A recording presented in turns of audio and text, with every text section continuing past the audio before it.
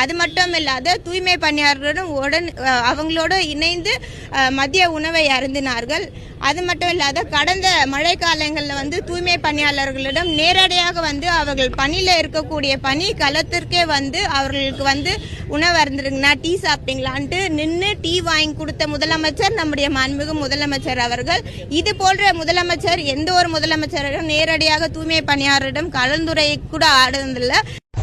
சர்வசாதாரணமா சொல்லுவாங்க, நல்லா ஒன்னா உட்காந்து பேசுவேன், நல்லா ஒன்னா உட்காந்து பேசுவேன், சாப்பிடுவேன் தோழர், நாங்களாம் ஜாதியை பார்க்க மாட்டேன், நாங்களாம் ஒன்னா உட்காந்து சாப்பிடுறத வெளியே சொல்லுவாங்க பெருமை, அதுதான் ஜாதி.